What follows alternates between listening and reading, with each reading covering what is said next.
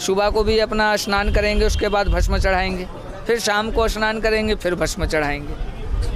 भस्म चढ़ाने का भी मंत्र होता है और भस्म को पलटने का भी मंत्र होता है।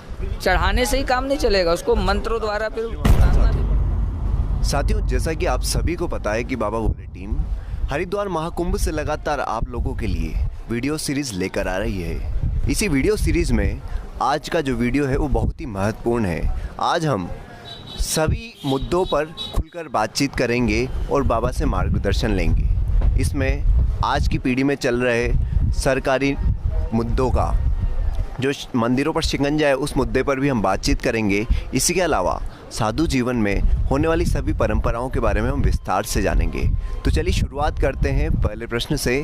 पहला प्रश्न है कि बाबा जी, जो सभी साधु हैं वो अपने शरीर पर राख मलते हैं, इस राख मलने के जो संस्कार होता है, इसके पीछे का क्या तात्पर्य है, क्यों मली जाती है? जय श्री महाकाल। भभूति एक साधु का अंग है। भभूति कहा जाए तो भभूति भी दो प्रकार से चढ़ाई जाती है। जैसे कि मनुष्यता में दो प्रकार के व्यक्ति माने गए, उसी प्रकार से भभूत में दो प्रकार की भभूति होती है, एक आस्तिक और एक नास्तिक। आस्तिक को कह दिया जाएगा तो जो अपन शमशानी क्रिया कर रहे हैं, जो कि एक मृत्युक शरीर की जो भस्म को हम धारण कर रहे हैं, जैसे मूर्ध भस्म कह देते हैं, वो एक तरीका से देखेंगे आप शास्त्रोपनिषद तो वो अशुद्ध है। शुद्ध वो है जो कि अपन सन्यासी लोग रमाते हैं, नागा सन्यासी जो रमाते हैं, वो जहाँ तक है सभी शुद्ध भभूति रमाते हैं। शुद्ध भभूति अभी वर्तमान में दो प्रकार का चल गया है।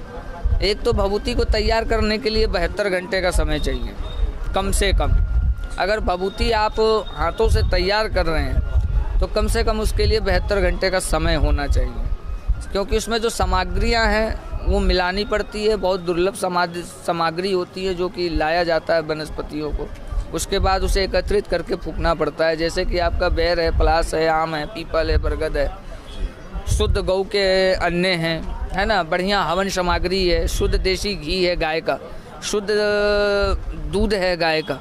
ये सब चीज़ एकत्रित और भी वस्तु हैं इसके अंदर जो डाला जाता है। उसके बाद इसे भस्म किया जाता है। भस्म करने के उपरांत इसे एक रात के लिए पानी में फूलने के लिए छोड़ दिया जाता है। उसके बाद फिर इसको जो है एक सूती कपड़ा में इसको छाना जाता है।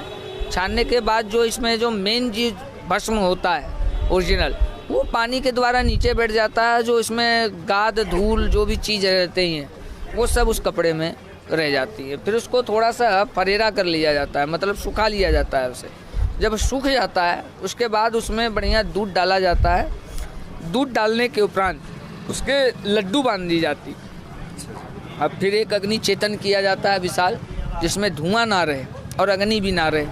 कहने का अर्थ आप समझ रहे होंगे, जो बिल्कुल बीच में प्रलज लाल दिखती है अग्नि, उसमें उसको रख दिया जाता है। फिर उसको तपाया जाता है। जब वो बिल्कुल तप के लाल हो जाता है उसके उपरांत उसको निकाला जाता है, ठंडा की जाती है। ठंडा करने के बाद फिर उसको फोड़ा जाता है बढ़िया से, फिर मिलाया जाता है। फिर उसके अंदर जो है दूध, इत्र, है ना, ये सब चीज़ डालने के उपरांत फिर उसकी लड्डू बनाई जाती है। फिर उसको फूका जाता है। फूकने के उपरांत फिर उसको दोबारा करके इस प्रकार से 3 बार प्रकरण होता है उसका। तीसरे प्रकरण में जाके वो बिल्कुल सफ़ेद और निर्मल भभूति सुगंधित बिल्कुल तैयार हो जाती है। और भभूति जो है वैसे साधु संत जो लगा रहे हैं वो कोई आम भभूति नहीं है।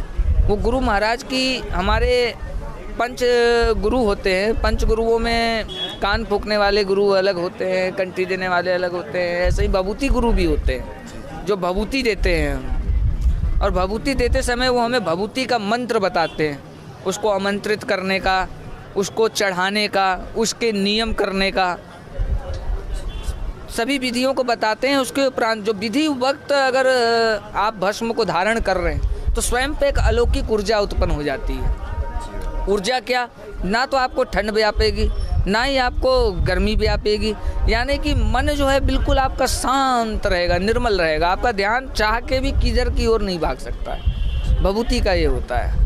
भभूति बहुत ही शुद्ध है। भभूति जो है सिर्फ अगर देखा जाए तो शाम के ही काल लगाया जाता है। और जो हमेशा जो बबूतिया रहते हैं, जो 12 माह 30 दिन बबूत चढ़ाते हैं, वो 2 संध्या करते हैं, त्रिकाल संध्या भी करते हैं, लेकिन ज़्यादातर 2 ही संध्या होती हैं, है ना। एक सुबह को भी अपना स्नान करेंगे, उसके बाद भस्म चढ़ाएंगे, फिर शाम को स्नान करेंगे, फिर भस्म चढ़ाएंगे। भस्म चढ़ाने का भी मंत्र होता है और भस्म को पलटने का भी मंत्र होता है।